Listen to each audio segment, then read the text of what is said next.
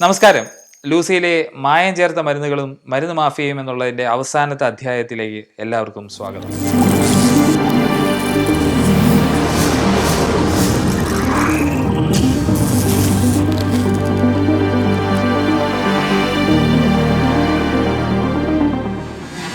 കഴിഞ്ഞ തവണ നമ്മൾ പറഞ്ഞു നിർത്തിയത് ഇതര വൈദ്യങ്ങളെക്കുറിച്ചും ഇതര വൈദ്യം എന്നൊരു സങ്കല്പം ശാസ്ത്രീയമായി മനസ്സിലാക്കുന്നവർക്ക് ഇല്ല എന്നുള്ളതുമാണ് നമ്മൾ പറഞ്ഞു നിർത്തിയത്. അതിൽ ഹോമിയോപ്പതി എങ്ങനെ അശാസ്ത്രീയമാണെന്നുള്ളതിനെക്കുറിച്ച് വളരെ വിശദമായി കഴിഞ്ഞ എപ്പിസോഡിൽ നമ്മൾ ചർച്ച ചെയ്തതാണ്. മറ്റ് പല ഇതര ചികിത്സ എന്ന് പറയുന്ന മറ്റ് പല ചികിത്സാ രീതികളെ പറ്റി നമ്മൾ കേൾക്കാറുണ്ട്. അല്ലെങ്കിൽ ആയുഷ് എന്ന് പറഞ്ഞ ഒരു അംബ്രല ടേമിനകത്ത് തന്നെ പല പല ഇതര വൈദ്യ ശാഖകളെ പറ്റി നമ്മൾ കേൾക്കാറുണ്ട്. ഇതൊക്കെ എത്രത്തോളം അശാസ്ത്രീയമാണ്? ഒരു രോഗത്തെ സയൻസ് സമീപിക്കുന്ന വിധം നമുക്കൊന്ന് പരിശോധിക്കാം. ഏതൊരു രോഗത്തിനും ഒരു കാരണം ഉണ്ടായിരിക്കും. എയ്റ്റിയോളജി എന്ന മെഡിക്കൽ പദം അതിനെയാണ് സൂചിപ്പിക്കുന്നത്. രോഗത്തിന്റെ കാരണം, രോഗഹേതു സൂക്ഷ്മാണുക്കളാവാം, പോഷക ഘടകങ്ങളുടെ അഭാവമാവാം, പ്രതിരോധ ശക്തിയിലെ ഏറ്റക്കുറച്ചിലുകളാവാം, ജനിതക ഘടകങ്ങളാവാം, എന്തുമായിക്കോട്ടെ ഒരു രോഗത്തിന് ഒരു കാരണമുണ്ട്. അടുത്തതായി പതോജനസിസ്. ഈ രോഗാവസ്ഥ നമ്മുടെ കോശങ്ങളിലും കലകളിലും ഉണ്ടാക്കുന്ന മാറ്റം. ചില മാറ്റങ്ങൾ നഗ്നനേത്രങ്ങൾ കൊണ്ട് കാണാം, ചിലവ സൂക്ഷ്മദർശിനിയുടെ സഹായത്തോടു കൂടി മാത്രമേ കാണാൻ സാധിക്കൂ. Macroscopic and microscopic. അടുത്തതായി രോഗലക്ഷണങ്ങൾ അഥവാ ക്ലിനിക്കൽ ഫീച്ചേഴ്സ്. ഒരു രോഗി പറയുന്ന അദ്ദേഹത്തിൻ്റെതായിട്ടുള്ള ബുദ്ധിമുട്ടുകളും ഈ രോഗിയിൽ ഭിഷഗ്വരൻ കണ്ടെത്തുന്നതുമായിട്ടുള്ള അങ്ങനെ രണ്ട് തരത്തിലുള്ള രോഗലക്ഷണങ്ങൾ, സിംറ്റംസ് ആൻഡ് സൈൻസ്. തീർന്നില്ല. ഒരേ ലക്ഷണങ്ങളുള്ള പല രോഗാവസ്ഥകൾ ഉള്ളതിനാൽ പരിശോധനകൾ അഥവാ ഇൻവെസ്റ്റിഗേഷൻസ് എന്ന അടുത്ത ഘട്ടത്തിലേക്ക് നമുക്ക് പോകേണ്ടിയിരിക്കുന്നു. പരിശോധനകൾ കഴിയുമ്പോൾ രോഗനിർണയം പൂർത്തിയാകുന്നു. ഇനി നമുക്ക് എന്താണ് വേണ്ടത്?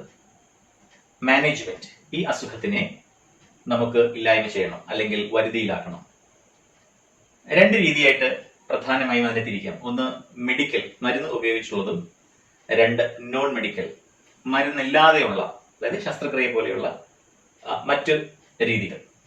മോഡേൺ മെഡിസിനിൽ ഒരുപാട് പല രീതിയിലാണ്, പല different types of route of administration ഉണ്ട്. അതായത് പല രീതിയിലാണ് നമ്മൾ മരുന്നിനെ ഉള്ളിലേക്ക് എടുക്കുന്നത്.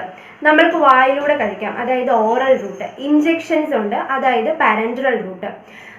അതുകൂടാതെ സെപ്പോസിറ്ററീസ് ആണെങ്കിൽ റെക്ടൽ റൂട്ടും വജൈനൽ പാച്ചസും സബ് ലിംഗ്വൽ ടാബ്ലറ്റ്സും, അങ്ങനെ ഒരുപാട് രീതിയിലുള്ള പല രീതിയിലാണ് നമ്മൾ മരുന്ന് ഉള്ളിലോട്ട് എടുക്കുന്നത്. ആധുനിക വൈദ്യം ഒരു മരുന്ന് ഉപയോഗപ്രദമാണെന്ന് പറയുന്നത്, അത് ഇന്ന അസുഖങ്ങൾക്കെല്ലാം ഉപയോഗിക്കാമെന്ന് പറയുന്നത്, ആ മരുന്നിനെ ചുറ്റിപ്പറ്റിയുള്ള സമസ്ത മേഖലകളിലും നിരവധി പഠനങ്ങളും പരീക്ഷണങ്ങളും നടത്തിയതിനു ശേഷമാണ്. COVID-19 ഇങ്ങനെയൊരു മഹാമാരിയായിട്ട് നമ്മുടെ മുൻപിലുള്ളപ്പം നമുക്ക് കൃത്യമായിട്ടുള്ള ഒരു മരുന്നോ വാക്സിനോ ഒന്നും ലഭ്യമല്ല. അപ്പൊ നമ്മുടെ പലരുടെയും മനസ്സിലുണ്ടാകുന്ന ഒരു സംശയമായിരിക്കും, എന്തുകൊണ്ടാണ് ഒരു മരുന്ന് കണ്ടുപിടിക്കാൻ ഇത്രയും സമയം എടുക്കുന്നത് എന്നുള്ളത്. അപ്പൊ ഏത് മരുന്നാണെങ്കിലും വാക്സിനുകളാണെങ്കിലും അവയുടെ കണ്ടുപിടുത്തത്തിന്റെ പുറകിൽ ഒരുപാട് സ്റ്റേജസ് ഉണ്ട്. അതിനകത്തൊരു പ്രധാനപ്പെട്ട ഭാഗമാണ് മൃഗങ്ങളിലെ പരീക്ഷണ നിരീക്ഷണ ഘട്ടങ്ങൾ. അപ്പം ഏത് മരുന്നാണെങ്കിലും, ഇപ്പം മൃഗങ്ങളിൽ ഉപയോഗിക്കുന്ന മരുന്നാണെങ്കിലും മനുഷ്യരിൽ ഉപയോഗിക്കുന്ന മരുന്നാണെങ്കിലും മൃഗങ്ങളിലെ പരീക്ഷണ ഘട്ടങ്ങൾ പൂർത്തിയാക്കി അവയുടെ ഫലങ്ങൾ പരിശോധിച്ചാൽ മാത്രമേ മനുഷ്യരിലെ ഉപയോഗത്തിന് വേണ്ടി അത് പരിഗണിക്കു വരികയുള്ളൂ. അപ്പം ഒരു മരുന്ന് കണ്ടുപിടിച്ചു കഴിഞ്ഞാൽ നമ്മൾ വിവിധ ഘട്ടങ്ങളിൽ അവയുടെ പഠനം നടത്തേണ്ടതുണ്ട്. അപ്പൊ ഒന്നാമത്തെ ഘട്ടം എന്ന് പറയുന്നത് അതിന്റെ ഫാർമക്കോ കൈനറ്റിക്സ് ആണ്. അതായത് ആ മരുന്ന് ശരീരത്തിന്റെ ഉള്ളിലേക്ക് പ്രവേശിച്ചു കഴിയുമ്പോൾ അത് വിഘടിക്കുന്നത് എങ്ങനെ, അത് ആഗിരണം ചെയ്യപ്പെടുന്നത് എങ്ങനെ, മറ്റു അവയവങ്ങളിലേക്ക് എത്തുന്നത് എങ്ങനെ എന്നുള്ള സ്റ്റേജസും. ചുരുക്കത്തിൽ പറഞ്ഞിട്ടുണ്ടെങ്കിൽ ഫാർമക്കോ കൈനറ്റിക്സ് 4 കാര്യങ്ങളെ കുറിച്ചാണ് പ്രതിപാദിക്കുന്നത്. ADME എന്ന് നമുക്കതിനെ പറയാം. അതായത് absorption, distribution, metabolism and excretion. രണ്ടാമത്തെ പ്രധാനപ്പെട്ട ഘട്ടം എന്ന് പറയുന്നത് അതിന്റെ ഫാർമക്കോ ഡൈനാമിക്സ് ആണ്. അതായത് ആ മരുന്നിന്റെ ഘടകങ്ങൾ നമ്മുടെ കോശത്തിനുള്ളിലേക്ക് പ്രവേശിക്കുന്നത് വഴി നമ്മുടെ ശരീരത്തിൽ ഉണ്ടാവുന്ന മാറ്റങ്ങൾ എന്തൊക്കെയാണ്, അതായത് എന്തൊക്കെ ഇഫക്ട്സ്, ഫലങ്ങൾ കിട്ടുന്നു, അല്ലെങ്കിൽ എന്തൊക്കെ സൈഡ് എഫക്ട്സ് ഉണ്ടാവുന്നു എന്നുള്ളതാണ്. പിന്നെ മറ്റു പല ഫാക്ടേഴ്സും അതിന്റെ കൂടെ തന്നെ നമ്മൾ പരിശോധിക്കേണ്ടതുണ്ട്. ഒന്നാമത്തതാണ് അതിന്റെ ടോക്സിസിറ്റി, വിഷലിപ്തത. പിന്നെ അതിന്റെ സേഫ്റ്റി അല്ലെങ്കിൽ എഫിഷ്യൻസി, ഇതുണ്ടാക്കുന്ന മറ്റു അവയവങ്ങളിലെ ദൂഷ്യഫലങ്ങൾ, ഇതെല്ലാം മരുന്നിന്റെ പഠനത്തിന്റെ ഭാഗമാണ്. അതായത് toxicology deals with palate of poison എന്നാണ്. അതായത് പാലറ്റ് എന്ന് വെച്ചിട്ടുണ്ടെങ്കിൽ property, action, toxicity, lethal dose, estimation and treatment of poisons and poisoning. അതായത് വിഷവസ്തുക്കളെ കുറിച്ച് അല്ലെങ്കിൽ വിഷം തീണ്ടുന്നതിനെ കുറിച്ചൊക്കെയുള്ള അതിനെക്കുറിച്ചുള്ള എല്ലാ കാര്യങ്ങളെക്കുറിച്ചും പഠിക്കുന്ന ഒരു മേഖലയാണ് നമ്മൾ ടോക്സിക്കോളജി എന്ന് പറയുന്നത്.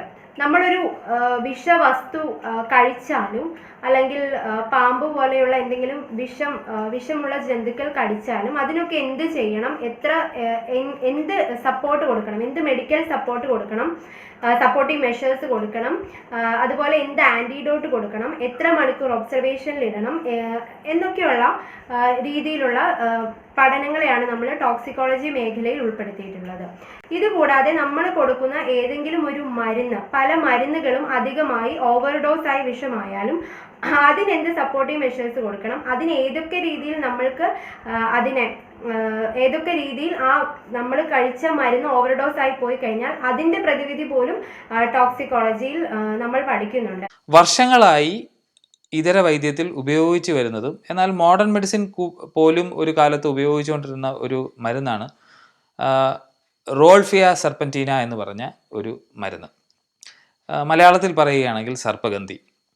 ഇതിൻ്റെ മദർ ടിങ്ചർ ഹോമിയോയിലും, അതായത് ഒരു ക്രൂഡ് ഫാർമക്കോളജിക്കൽ ആക്ഷന് വേണ്ടിയിട്ട് ഹോമിയോപ്പതിയിൽ ഇതിൻ്റെ ഒരു ക്രൂഡ് ഫോമും, അതുപോലെ തന്നെ രക്തസമ്മർദ്ദം കുറയ്ക്കാനായിട്ട് ആയുർവേദത്തിലും, ഈവൻ മോഡേൺ മെഡിസിനിൽ പോലും റെസർപിൻ എന്ന് പറഞ്ഞ ഒരു മരുന്നായി ഇത് വർഷങ്ങളോളം കൊടുത്തുകൊണ്ടിരുന്നു.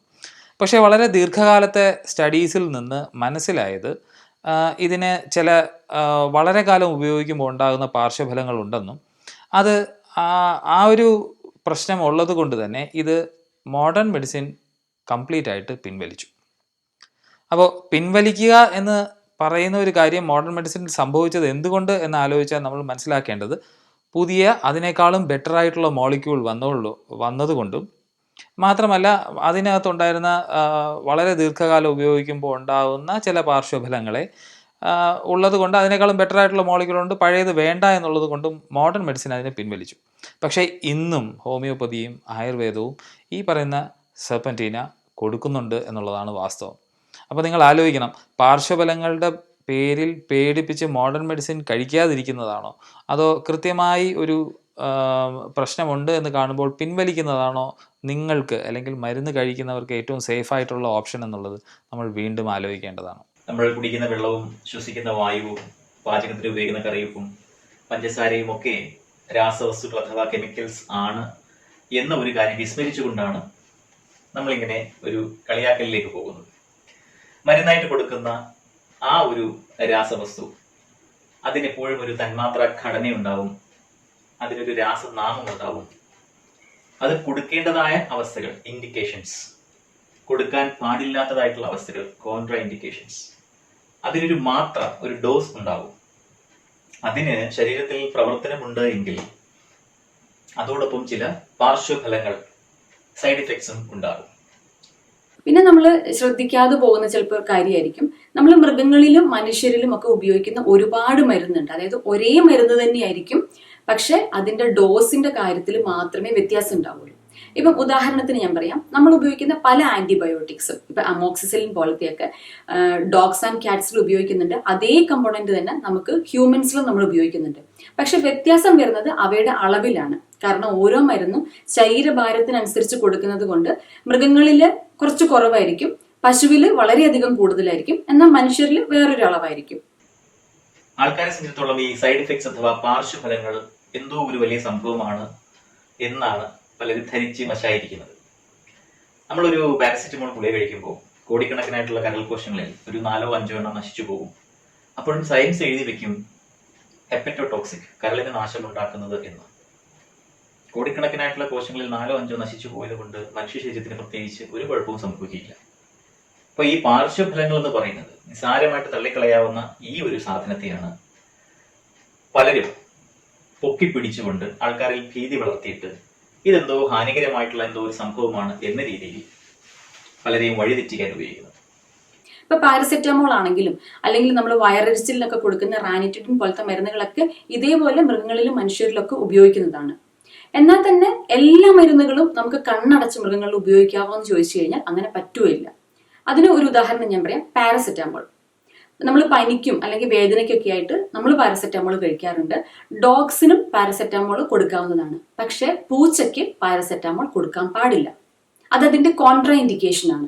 അപ്പം ഇത്തരത്തിൽ ഒരു മരുന്ന് പുതിയതായി കണ്ടുപിടിച്ചു കഴിയുമ്പം മൃഗങ്ങളിൽ അത് ഉപയോഗിക്കാമോ, അല്ലെങ്കിൽ ഏതൊക്കെ മൃഗങ്ങളിൽ ഉപയോഗിക്കാം, മനുഷ്യരിൽ അത് ഉപയോഗിക്കാമോ, അല്ലെങ്കിൽ എത്ര അളവിൽ ഉപയോഗിക്കാം എന്നുള്ള കണ്ടെത്തലുകളൊക്കെ നടത്തുന്നത് നമ്മൾ മൃഗങ്ങളിലെ ഇങ്ങനത്തെ വിവിധ നിരീക്ഷണ പരീക്ഷണ ഘട്ടങ്ങളിലൂടെയാണ്. മരുന്ന് എന്ന് പറയുന്നത് ശരീരത്തിനകത്ത് ചെന്ന് കഴിഞ്ഞാൽ അതിന്റെ ആഗിരണം, അതിന്റെ വിതരണം, അതിന്റെ പുറന്തള്ളൽ, അത് ശരീരം മരുന്നിനോട് കാണിക്കുന്നത് എന്തോ അതിനെ നമ്മൾ ഫാർമക്കോ കൈനറ്റിക്സ് എന്നും, മരുന്ന് ശരീരത്തിൽ പോയിട്ട് കാണിക്കുന്ന അതിൻ്റെതായിട്ടുള്ള പ്രവർത്തനങ്ങൾ അതിനെ ഫാർമക്കോ ഡൈനമിക്സ് എന്ന് നമ്മൾ പറയുന്നു. ഇത് മരുന്നിന്റെ പ്രവർത്തനം എന്ന് പറയുന്നത് വേണമെങ്കിൽ കുറച്ച് സമയത്തെ കൂടി നമുക്ക് നീട്ടാം. അപ്പൊ കരളിൽ വെച്ച് നടക്കുന്ന അതിന്റെ വിഘടിപ്പിച്ചിട്ടുള്ള മാറ്റം അല്ലെങ്കിൽ അതിന്റെ ഉപാപചയ പ്രവർത്തനങ്ങളെ ഒന്ന് മന്ദീഭവിപ്പിച്ചാൽ, അല്ലെങ്കിൽ വൃക്ക അതിനെ പുറന്തള്ളുന്നതിനെ ഒന്ന് മന്ദീഭവിപ്പിച്ചാൽ ഒക്കെ നമുക്ക് മരുന്നിന്റെ പ്രവർത്തന കാലയളവ് കൂട്ടിയെടുക്കാൻ സാധിക്കും. ചില പ്രത്യേകതരം മരുന്നുകൾ, ഉദാഹരണത്തിന് ഗർഭനിരോധനത്തിന് ഉപയോഗിക്കുന്ന പ്രൊജസ്റ്റാസേർട്ട്, അതൊക്കെ വർഷങ്ങളോളം അല്പാൽപ്പം മരുന്ന് പുറത്തേക്ക് വിട്ടുകൊണ്ട് ഏറെ നാൾ ഗർഭനിരോധന മാർഗം ആയിട്ട് ഉപയോഗിക്കാവുന്ന ഒന്നാണ്. പക്ഷേ നമ്മളെ സംബന്ധിച്ചിടത്തോളം ചെടികളിൽ നിന്ന് കിട്ടുന്നതൊക്കെ എന്തോ ഒരു നല്ല കാര്യവും ലബോറട്ടറികളിൽ ഉണ്ടാക്കുന്നത് എന്തോ മോശം കാര്യവുമായിട്ടും അങ്ങനെ ഒരു വികലമായ ചിന്താഗതി നമുക്കുണ്ട്. അറിയുക, ചെടികൾ ഭക്ഷണം ഉണ്ടാക്കി വെക്കുന്നത് നമുക്ക് വേണ്ടിയിട്ടല്ല, അവയുടെ അടുത്ത തലമുറയ്ക്ക് വേണ്ടിയിട്ടാണ്. നമ്മളതിനെ കൊള്ളയടിക്കുന്നുവെന്നേ ഉള്ളൂ. അപ്പോൾ മറ്റുള്ളവരെ കൊള്ളയടിക്കാതിരിക്കാൻ വേണ്ടിയിട്ട് സസ്യങ്ങൾ പല ഉപായങ്ങളും ചെയ്യാറുണ്ട്. മുളകിന്റെ എരിവ്, അല്ലെങ്കിൽ മരച്ചീനിയിൽ കാണുന്ന ഹൈഡ്രോസയനിക് ആസിഡ്, കട്ട് എന്ന് നമ്മൾ പറയുന്നത്, ഇങ്ങനെ പലവിധ ഉപായങ്ങളിലൂടെ അവരതിനെ സംരക്ഷിക്കാൻ നോക്കുമ്പോൾ നമ്മൾ അതിനെ കട്ടെടുക്കുകയാണ് ചെയ്യുന്നത്. ആധുനിക വൈദ്യത്തിൽ കൊടുക്കുന്ന മരുന്നുകളിൽ 50%-ലേറെയും ചെടികളിൽ നിന്നും വേർതിരിച്ചെടുക്കുന്നവയാണ്. നമുക്കൊരു ചെടി മൊത്തത്തിൽ പിഴിഞ്ഞു കൊടുക്കേണ്ട കാര്യമില്ല. കാരണം ഒരു ചെടിയുടെ വളർച്ചയ്ക്ക് ആവശ്യമായിട്ടുള്ള പ്ലാന്റ് സ്റ്റിറോയിഡുകൾ, ക്ഷാര സംയുക്തങ്ങൾ അഥവാ ആൽക്കലോയിഡുകൾ, ഫ്ലാവനോയിഡുകൾ, അങ്ങനെ ഒരു പിടി ഘടകങ്ങൾ ഒരു ചെടിയിൽ നിന്ന് നമുക്ക് കിട്ടും. പക്ഷെ ഇതെല്ലാം കൂടി നമ്മൾ അകത്തേക്ക് കൊടുക്കേണ്ട കാര്യമില്ല. നമുക്ക് ആവശ്യമുള്ളത് എന്തോ അത് മാത്രം വേർതിരിച്ചെടുക്കുക, കൊടുക്കുക. അപ്പൊ അങ്ങനെ ഒരു മരുന്ന് എന്ന് പറയുന്നത് കണ്ടെത്തിയിട്ടുണ്ടെങ്കിൽ, അല്ലെങ്കിൽ അതിന്റെ പ്രവർത്തനം ഉണ്ടെന്നുണ്ടെങ്കിൽ, അല്ലെങ്കിൽ അത് വിപണിയിലേക്ക് വരുന്നതിന് മുമ്പ് ഫേസ് 0, 1, 2, 3 വിവിധങ്ങളായിട്ടുള്ള ക്ലിനിക്കൽ ട്രയലുകളിലൂടെ കടന്നുപോയിട്ട് പല ജനവിഭാഗങ്ങളിലും അതുണ്ടാക്കുന്ന ഇഫക്ട്സ്, ഫലങ്ങളും അതോടൊപ്പം പാർശ്വഫലങ്ങളും മനസ്സിലാക്കി എത്രത്തോളം അളവിൽ അത് കൊടുക്കാം തുടങ്ങിയ ഒരുപാട് ഘട്ടങ്ങൾക്ക് ശേഷമാണ് വിപണിയിൽ അത് വരിക. ഒരു മരുന്നിനെ സംബന്ധിച്ചിടത്തോളം മൃഗങ്ങളിലെ പരീക്ഷണ ഘട്ടങ്ങൾ 2 തലത്തിൽ നടത്താറുണ്ട്. ഒന്നാമത്തേത് ചെറിയ ലബോറട്ടറി അനിമൽസിലെ പരീക്ഷണം. ആ ഒരു സമയത്ത് എലി, മുയൽ, ഹാംസ്റ്റർ ഇതുപോലത്തെ മൃഗങ്ങളെ നമ്മൾ ചൂസ് ചെയ്യും. അതിനകത്ത് മെയിൽസ് ആൻഡ് ഫീമെയിൽസിനെ ഉൾപ്പെടുത്താൻ പ്രത്യേകം ശ്രദ്ധിക്കും. എന്നിട്ട് ആദ്യത്തെ ഘട്ടത്തിൽ നമ്മൾ ഒരു മരുന്നിന്റെ അക്യൂട്ട് ടോക്സിസിറ്റിയാണ് പരിശോധിക്കുക. മരുന്ന് വലിയൊരു അളവിലെടുത്തിട്ട് കുറച്ചു നാളത്തേക്ക് ആ മൃഗങ്ങളിൽ കൊടുക്കും. എന്നിട്ട് ആ മരുന്നിന്റെ ഇഫക്ട്സ് എന്തൊക്കെയാണ്, എന്തൊക്കെ ടോക്സിക് കാര്യങ്ങളാണ് സംഭവിക്കുന്നത്, ഭയങ്കരമായിട്ട് മരണം സംഭവിക്കുന്നുണ്ടോ, അല്ലെങ്കിൽ വേറെ എന്തെങ്കിലും ലക്ഷണങ്ങൾ ഉണ്ടോ എന്നൊക്കെ വളരെ കൃത്യമായിട്ട് പരിശോധിക്കും.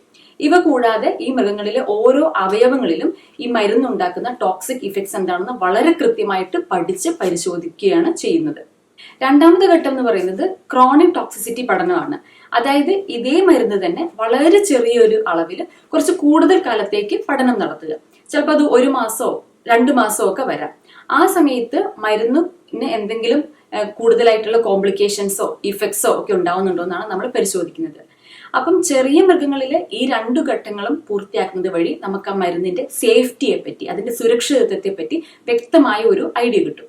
അപ്പം ചെറിയ മൃഗങ്ങളിലെ പരീക്ഷണം പൂർത്തിയാക്കിയതിന് ശേഷം നമ്മൾ വലിയ മൃഗങ്ങളിലെ പരീക്ഷണ ഘട്ടത്തിലേക്ക് കടക്കുകയാണ് ചെയ്യാറ്. വലിയ മൃഗങ്ങൾ എന്ന് പറയുമ്പം നമ്മൾ പ്രധാനമായിട്ടും ചൂസ് ചെയ്യുക കുരങ്ങ് അല്ലെങ്കിൽ ഡോഗ്സ് ആൻഡ് ക്യാറ്റ്സ് ഇതുപോലത്തെ മൃഗങ്ങളെയാണ്. കാരണം നമ്മളുടെ മനുഷ്യ ശരീരത്തോട് ഏറ്റവും കൂടുതൽ സാമ്യതയുള്ളത് കുരങ്ങിന്റെ ശരീരത്തിനാണെന്ന് നമുക്ക് എല്ലാവർക്കും അറിയാവുന്നതാണ്. അപ്പൊ ഞാൻ മുമ്പ് പറഞ്ഞതുപോലെ തന്നെ ടോക്സിസിറ്റി പഠനം നടത്തുന്നതിന്റെ കൂടെ ഈ മരുന്നിന്റെ എഫിഷ്യൻസി, അതായത് ഈ മരുന്ന് കൃത്യമായ ഡോസിൽ നമ്മൾ കൊടുത്തു കഴിയുമ്പം എന്തൊക്കെ മാറ്റങ്ങളാണ് ഉണ്ടാവുക എന്നാണ് നമ്മൾ പഠിക്കുന്നത്. ഇപ്പം ഒരു ഉദാഹരണത്തിന് ഞാൻ പറയാം. പാരസെറ്റമോൾ ആണ് നമ്മൾ കണ്ടെത്തിയ മരുന്നെന്ന് വിചാരിക്കുക.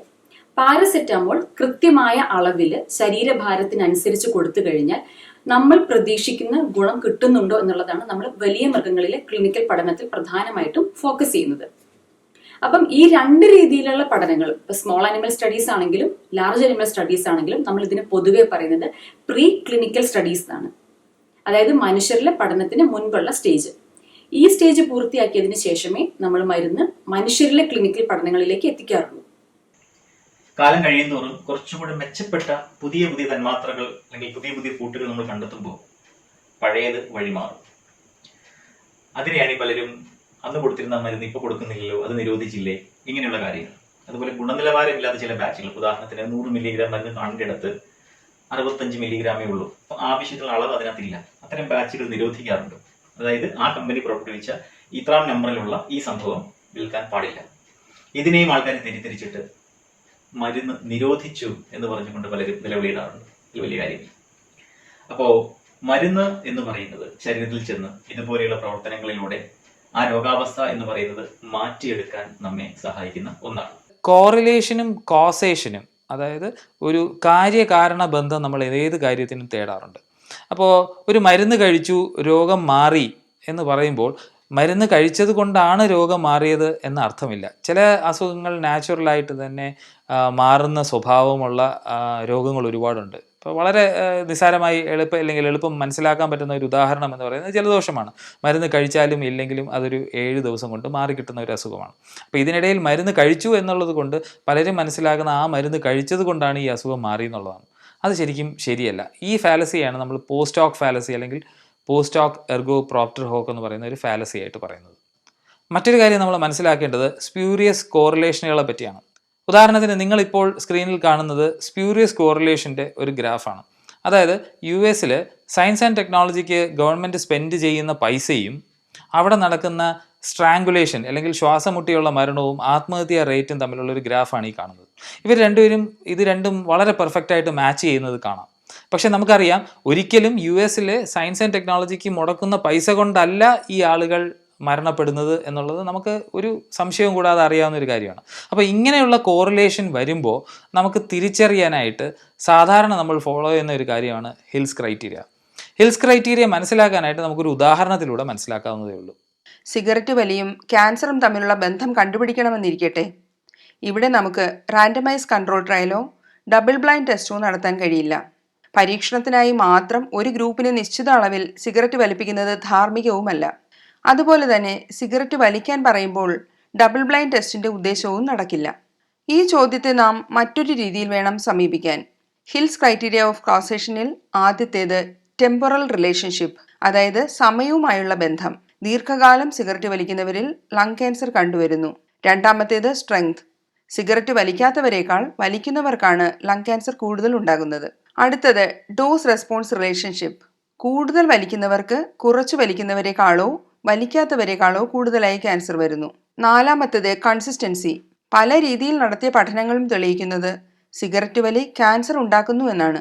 പ്ലോസിബിലിറ്റി, ക്യാൻസർ ഉണ്ടാക്കാൻ കഴിവുള്ള പദാർത്ഥങ്ങൾ സിഗരറ്റ് പുകയിൽ അടങ്ങിയിരിക്കുന്നു. അത് ശരീരകലകളിൽ പ്രവർത്തിക്കുന്നത് എങ്ങനെയെന്ന് കണ്ടെത്തിയിട്ടുണ്ട്. അടുത്തത് കൺസിഡറേഷൻ ഓഫ് ഓൾട്ടർനേറ്റ് എക്സ്പ്ലനേഷൻസ്, മറ്റു കാരണങ്ങൾ പരിശോധിക്കുകയും അതൊന്നുമല്ല കാരണമെന്ന് തെളിയിക്കുകയും ചെയ്തു. ഏഴാമത്തേത് എക്സ്പെരിമെന്റ്, ലാബിലുള്ള പരീക്ഷണ മൃഗങ്ങളിൽ ഇത് പരീക്ഷിക്കുകയും അവയിൽ ലങ് ക്യാൻസർ ഉണ്ടാകുന്നുണ്ടെന്ന് തെളിയിക്കുകയും ചെയ്തു. അടുത്തത് സ്പെസിഫിസിറ്റി, ചില പ്രത്യേകതരം ലങ് ക്യാൻസർ ആണ് സിഗരറ്റ് വലി കൊണ്ട് ഉണ്ടാകുന്നതെന്ന് കണ്ടെത്തി. അവസാനത്തേത് കൊഹെറൻസ്, പല ശാസ്ത്രശാഖകളിൽ നിന്നുള്ള സ്റ്റഡി റിപ്പോർട്ടുകളും ഒത്തുപോകുന്നവയായിരുന്നു. സയൻസ് എന്ന് പറയുന്നത് പ്രാപഞ്ചികമാണ്, യൂണിവേഴ്സൽ. മനുഷ്യർ നിർണയിച്ച അതിർത്തികളോ ഭാഷകളോ വ്യത്യസ്തമായ ആചാരങ്ങളോ ഒന്നും തന്നെ സയൻസിന് ബാധകമല്ല. സയൻസിന്റെ എല്ലാവിധ ശാഖകളെയും സമന്വയിപ്പിച്ച് ഉണ്ടാക്കിയ ഒന്നാണ് ആധുനിക വൈദ്യം. പലരും അലോപ്പതി എന്ന് തെറ്റായി പറയുന്ന ആധുനിക വൈദ്യം ഏതെങ്കിലും ഒരു മതത്തിന്റെയോ അല്ലെങ്കിൽ ഒരു ദേശീയതയുടെ ഭാഗമായിട്ടോ അല്ലെങ്കിൽ അത്തരം കാര്യങ്ങളുടെ പിന്തുണയാൽ നിലനിൽക്കുന്നതുമായ ഒന്നല്ല. ആർക്ക് വേണമെങ്കിലും എപ്പോൾ വേണമെങ്കിലും പരീക്ഷിച്ച് നിരീക്ഷിച്ച് കാര്യങ്ങൾ ബോധ്യപ്പെടാവുന്ന ഒന്നാണ് സയൻസ് എന്ന് പറയുന്നത്. ഇപ്പോ സമാന്തര വൈദ്യം എന്ന് പറഞ്ഞിട്ട് കുറച്ചു പേർ ഞങ്ങളുടേതും സയൻസാണ്. അങ്ങനെ ഒരു സയൻസ് നമുക്കില്ല. സയൻസ് എന്ന് പറഞ്ഞ ലോകത്ത് ഒന്നേ ഉള്ളൂ. അല്ല ഞങ്ങളുടേത് നിങ്ങളുടേത് എന്നൊരു വേർതിരിവ് അതിനില്ല. നമ്മൾ കെമിസ്ട്രി, ഫിസിക്സോ ബയോളജി പഠിക്കുമ്പോൾ അമേരിക്കൻ കെമിസ്ട്രി എന്നോ ഇന്തോനേഷ്യൻ ഫിസിക്സ് എന്നോ ശ്രീലങ്കൻ ബയോളജി എന്നോ പേരിലല്ല പഠിക്കുന്നത്. സയൻസ് എന്ന് പറയുന്നത് അങ്ങനെയാണ്, യൂണിവേഴ്സൽ, പ്രാപഞ്ചികമാണ്. അപ്പോ ആരെങ്കിലും പറയുകയാണ്, ദേ എന്റെ കയ്യിലിരിക്കുന്ന ഈ ഒരു സംഭവം ഇത് ഇന്ന ഒരു അസുഖത്തിനെ മാറ്റുന്നു, സയൻസ് തന്നെ പരിശോധിക്കും. അതിലുള്ള ഏത് ഘടകമാണ് ഈ പറയുന്ന അവകാശവാദത്തിനെ സാധൂകരിക്കുന്നത്, അതിനെ തെളിയിക്കും. ഇങ്ങനെ തെളിയിച്ച് അങ്ങനെ ഒരു അവകാശവാദം ശരിയാണ് എങ്കിൽ അത് സയൻസിന്റെ ഭാഗമാകും. അല്ലാതെ സയൻസിന്റെ വെളിയിൽ സമാന്തരമായിട്ട് നിൽക്കുന്ന ഒന്നല്ല. പല രാജ്യങ്ങളിലും പണ്ട് കാലം തൊട്ടേ നിലനിന്നിരുന്ന പലതിലും പല ഘടകങ്ങളും നോക്കി ബഹുഭൂരിപക്ഷം മരുന്ന് എന്ന് പറയുന്നതിലും അങ്ങനെ ഒരു അവസ്ഥയെ മറികടക്കുന്ന ഒന്നുമില്ല എന്ന് മനസ്സിലായതിൽ നിന്നാണ് അവയൊക്കെ എന്ത് ചെയ്തത്, പുറന്തള്ളപ്പെട്ടു പോയത്. അല്ലാതെ മറ്റേതെങ്കിലും വൈദേശിക ശക്തികൾ കൊണ്ടുവന്ന് അടിച്ചേൽപ്പിച്ചിട്ട് അവ പിന്നോക്കം പോയതാണ് എന്ന് ചിലർ പറയാറുണ്ട്. ഒരിക്കലും അങ്ങനെയല്ല.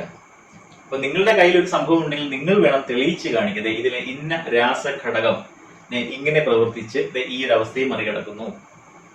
അങ്ങനെ തെളിയിക്കാൻ പറയുമ്പോൾ പലപ്പോഴും മുട്ടാപ്പൂപ്പ് ന്യായങ്ങളാണ് പലരും പറയുന്നത്. അതെന്തുമായിക്കോട്ടെ. എന്നാലും ഏതെങ്കിലും ഒരു സ്ഥലത്ത് പ്രാദേശികമായി വർഷങ്ങളോളം ഉപയോഗിച്ചുകൊണ്ടിരുന്ന മരുന്നിനകത്ത് കൃത്യമായ തെളിവുണ്ട് എന്നുണ്ടെങ്കിൽ അതിനെ ശാസ്ത്രം സ്വീകരിക്കാറുണ്ട്. ഉദാഹരണത്തിന് യു എന്ന് പറഞ്ഞ ഒരു ചൈനീസ് ശാസ്ത്രജ്ഞ കണ്ടുപിടിച്ചിരുന്ന അവരുടെ ചൈനീസ് എത്തനോ ഹെർബുകളുടെ കൂട്ടത്തിനകത്തുണ്ടായിരുന്ന ഒരു മോളിക്യൂളിനെ കണ്ടുപിടിച്ച് ഐസൊലേറ്റ് ചെയ്ത് മലേറിയയുടെ ചികിത്സയ്ക്കായി ഉപയോഗിച്ചതിനാണ് 2015 ഫിസിയോളജിക്കുള്ള മെഡിസിനുള്ള നോബൽ സമ്മാനം കിട്ടിയത്.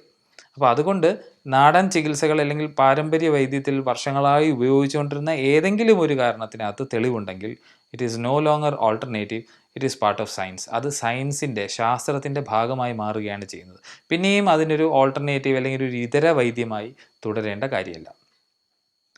പലരും അപ്പോഴും ചോദിക്കുന്ന ഒരു ചോദ്യമാണ്, എന്തുകൊണ്ട് ഈ ഇതര വൈദ്യങ്ങളിലുള്ള കുറേ ചികിത്സാ രീതികളെ മോഡേൺ മെഡിസിനുമായി ചേർത്ത് ഉപയോഗിച്ചുകൂടാ, അല്ലെങ്കിൽ ഒരു ഇൻ്റഗ്രേറ്റഡ് മെഡിസിൻ എന്നുള്ള രീതിയിൽ എന്തുകൊണ്ട് മാറിക്കൂടാ? മോഡേൺ മെഡിസിൻ്റെ കൂടെ ആയുർവേദവും ഹോമിയോപ്പതിയും അല്ലെങ്കിൽ യുനാനിയോ അല്ലെങ്കിൽ ഏതെങ്കിലും ഒരു പച്ചില മരുന്നുകൾ ഉപയോഗിച്ചുകൊണ്ടിരുന്ന ഒരു പാരമ്പര്യ വൈദ്യവും എല്ലാം കൂടെ ചേർത്ത് ഇതെല്ലാം കൂടെ ചേർത്ത് ബെറ്ററാക്കി ഒരു പുതിയ ഒരു വൈദ്യശാഖ തന്നെ അല്ലെങ്കിൽ ഒരു ഇൻ്റഗ്രേറ്റഡ് മെഡിസിൻ തന്നെ എന്തുകൊണ്ട് അങ്ങനെ ഒരു ചിന്താഗതിയിലേക്ക് നമുക്ക് പൊക്കൂടാ എന്നുള്ളൊരു ചോദ്യം വരും. പക്ഷേ ഇതിനകത്തുള്ള ഏറ്റവും വലിയ പ്രശ്നം, തെളിവുള്ള മരുന്നുകളാണെങ്കിൽ അത് ശാസ്ത്രത്തിന്റെ ഭാഗമായി കഴിഞ്ഞു, പിന്നെ അത് ഇതര വൈദ്യമല്ല എന്നുള്ളതാണ്. സയൻസിന് എപ്പോഴും സയൻസുമായിട്ട് മാത്രമേ ചേരാൻ സാധിക്കൂ. അതുകൊണ്ടാണ് ഈ സമാന്തര ചികിത്സാ രീതികൾ സംയോജിപ്പിച്ച് ഒരു ചികിത്സാ രീതി ഉണ്ടാക്കാമെന്ന് പറയുമ്പോൾ സയൻസ് ലോകം അതിനെ എതിർക്കുന്നത്. കാരണം അതിൽ എന്തെങ്കിലും ഉണ്ടായിരുന്നുവെങ്കിൽ അതെന്നേ സയൻസിന്റെ ഭാഗമായേനെ. ലോകമെമ്പാടും പുതിയ പുതിയ കാര്യങ്ങൾ കണ്ടുപിടിക്കാൻ ഗവേഷണങ്ങൾക്ക് വേണ്ടിയിട്ട് ഒരുപാട് പേർ അഹോരാത്രം പണിയെടുക്കുമ്പോൾ ഞങ്ങളുടെ കയ്യിലിരിക്കുന്നതിൽ ഇങ്ങനെ ഒരു സാധനം ഉണ്ട് എന്ന് ആരെങ്കിലും പറയുമ്പോൾ സയൻസിന് അതിനെ പരിഗണിക്കും. അതിൽ പരീക്ഷണ നിരീക്ഷണ ഗവേഷണങ്ങൾ നടത്തുന്നു, അതിലൊന്നുമില്ല എന്ന് കണ്ടു കഴിഞ്ഞാൽ ആ അവകാശം അത് പൊളിയും. പക്ഷെ അങ്ങനെ പൊളിയുമ്പോഴും സങ്കുചിത ദേശീയത, മതപ്രവക്തത തുടങ്ങിയവയുടെ സഹായത്തോടെ ചില പ്രത്യേക ഇടങ്ങളിൽ മാത്രം ചില ചികിത്സാ രീതികൾ നിലനിൽക്കും. അവ നിലനിൽക്കുന്നത് ഒരുപാട് പേരുടെ ഉള്ളിലുള്ള ഇതുപോലുള്ള വികാരങ്ങൾ മുതലെടുത്തും ആൾക്കാരെ കൂടുതൽ വിഡ്ഢികളാക്കിയിട്ടുമാണ്. അങ്ങനെയല്ലായിരുന്നുവെങ്കിൽ അത് ലോകമെമ്പാടും വ്യാപിച്ച് നമുക്ക് സയൻസ് ആരെയും അടിച്ചേൽപ്പിക്കേണ്ട കാര്യമില്ല. അത് മോട്ടോർ വാഹനം ആയിക്കോട്ടെ, മൊബൈൽ ഫോൺ ആകട്ടെ, വൈദ്യുതി ആകട്ടെ, എന്തുമായിക്കോട്ടെ, സയൻസിന്റെ ഏതൊരു കണ്ടുപിടുത്തവും ആരെയും അടിച്ചേൽപ്പിക്കേണ്ട കാര്യമില്ല. അത് സയൻസ് ആണ് എങ്കിൽ, മനുഷ്യരാശിക്ക് പ്രയോജനപ്രദമായ ഒന്നാണ് എങ്കിൽ അതെല്ലാ അതിർവരമ്പുകളെയും അതിർത്തികളെയും ഭേദിച്ച് ലോകമെമ്പാടും വ്യാപിക്കും.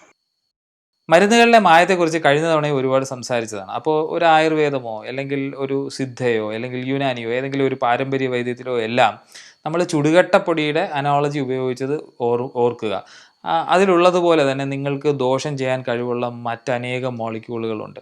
ഒരു ആയുർവേദിക് പ്രിപ്പറേഷൻ എടുത്ത് നോക്കിയാൽ തന്നെ നമുക്ക് കാണാം, ഏതാണ്ട് 10-40ഓളം ആക്റ്റീവ് ഇൻഗ്രീഡിയൻസ് അല്ലെങ്കിൽ അതിനകത്തുള്ള മോളിക്യൂൾസിൻ്റെ എണ്ണം എടുത്തു കഴിഞ്ഞാൽ 40-50 ഒക്കെ ഉണ്ടാവാം.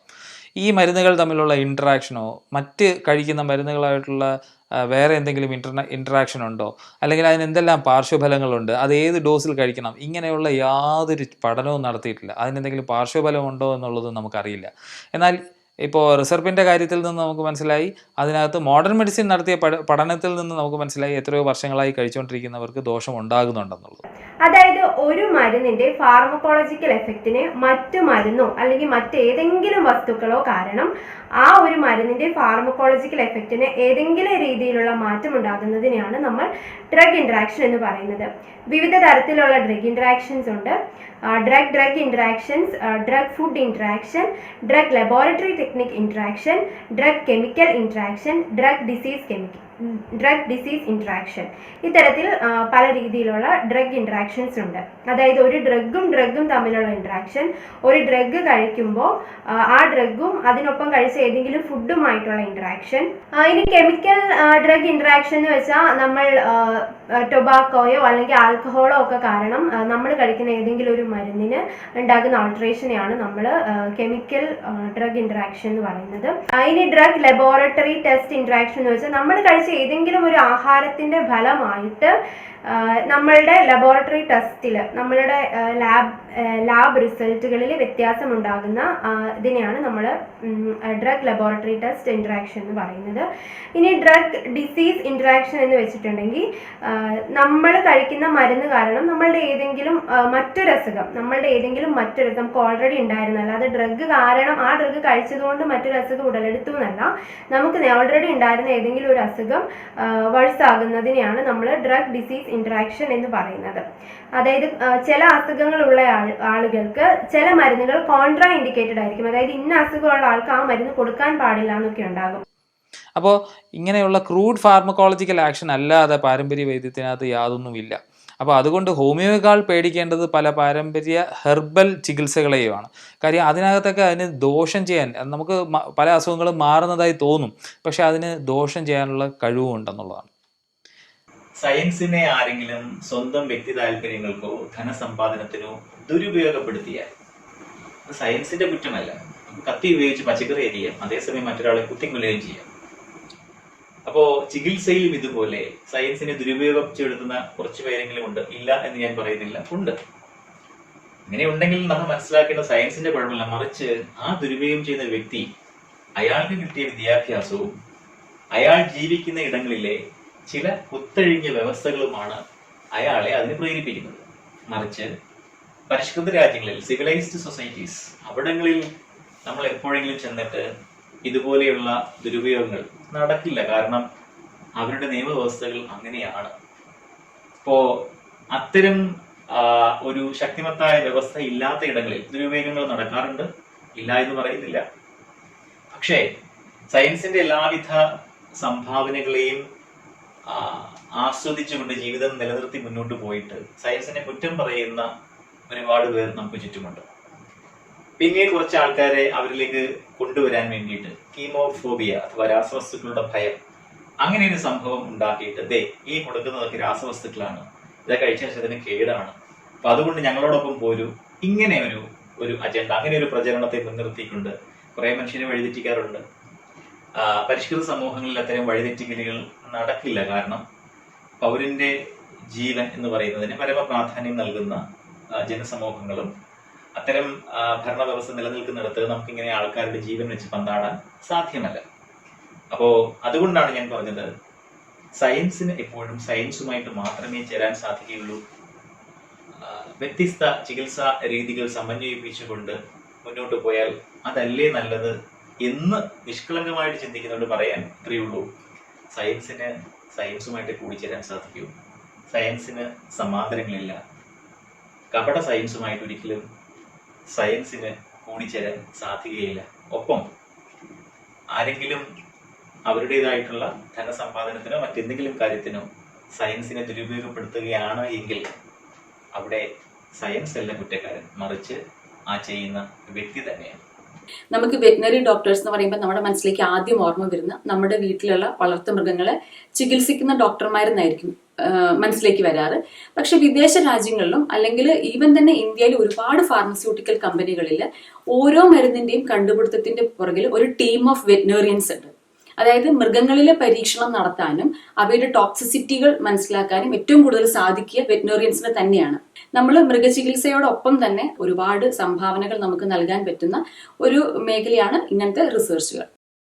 ആരെങ്കിലും ശാസ്ത്രീയമായ തെളിവുകൾ മുമ്പിൽ നിർത്തുമ്പോൾ വരുന്ന ഏറ്റവും വലിയ ആരോപണമാണ് മരുന്ന് മാഫിയയുടെ ആളുകളാണ്. ഇല്ലെങ്കിൽ ഇപ്പോൾ ഡോക്ടർ അഗസ്റ്റസ് മോറിസ് ആയിരുന്നാലും ഡോക്ടർ ആശ ഫിലിപ്പ് ആയിരുന്നാലും ഡോക്ടർ ചിഞ്ചു എലിയാസും ഒക്കെ മരുന്ന് മാഫിയയുടെ നിന്ന് പണം പറ്റിക്കൊണ്ടാണ് ഇതെല്ലാം സംസാരിക്കുന്നത്. ഇത്രയും കൃത്യമായി ശാസ്ത്രീയമായ തെളിവുകൾ നിരത്തിക്കൊണ്ട് മുന്നിൽ വിശദീകരിച്ചാലും മനസ്സിലായില്ല എന്നുണ്ടെങ്കിൽ, നിങ്ങൾക്കത് മനസ്സിലാവുന്നില്ല എന്നുണ്ടെങ്കിൽ നിങ്ങൾ അറിയേണ്ടത് നിങ്ങൾ സ്യൂഡോ സയൻസിൻ്റെ കപട ശാസ്ത്രത്തിൻ്റെ പിടിയിലാണെന്നുള്ളതാണ്. ഇനിയും മനസ്സിലായില്ല എന്നുണ്ടെങ്കിൽ നിങ്ങൾ ആർക്കും അതിൽ നിന്ന് രക്ഷിക്കാൻ കഴിയില്ല എന്നുള്ളതാണ്. ഏതെങ്കിലും ഒരു ഇതര വൈദ്യത്തോട് നിങ്ങൾ വിശ്വാസം പുലർത്തുന്നുണ്ടെങ്കിൽ നിങ്ങൾക്കുള്ളത് വെറും ഒരു വിശ്വാസം മാത്രമാണ് എന്നുള്ളതാണ് അതിൽ നിന്ന് മനസ്സിലാക്കേണ്ടത്. നിങ്ങൾ ഒരു ആഹാര സാധനം കഴിച്ചുകൊണ്ടിരിക്കുമ്പോൾ മണ്ടയിൽ കയറി അല്ലെങ്കിൽ ചോക്ക് ചെയ്തു എന്ന് വയ്ക്കുക. പരിണാമപരമായി മനുഷ്യനുള്ള ഏറ്റവും വലിയ പ്രശ്നമാണ് ശ്വാസം വലിക്കാനും ആഹാരം കഴിക്കാനും ഒരൊറ്റ കുഴലുണ്ട് എന്നുള്ളത്. അപ്പോൾ നിങ്ങൾ ആലോചിക്കേണ്ടത് സയൻസ് പറയുന്ന ഹെയിംലിക് മെനുവർ നിങ്ങളുടെ അടുത്ത് ചെയ്യണോ, അതായത് വയറ് ഞെക്കി നിങ്ങളുടെ തൊണ്ടയിൽ നിന്ന് അത് പുറത്തോട്ടെടുക്കണോ, അതോ നിങ്ങൾക്ക് വേണ്ടി പ്രാർത്ഥിക്കണോ എന്നുള്ളതാണ്. മറ്റൊരു ഇൻട്രസ്റ്റിംഗ് ആയിട്ടുള്ള ഒരു ശാസ്ത്ര വിഷയമായി അടുത്ത തവണ കാണുന്നത് വരെ I'm your host Chandrashekhar signing off from Lucy. See you until then, by.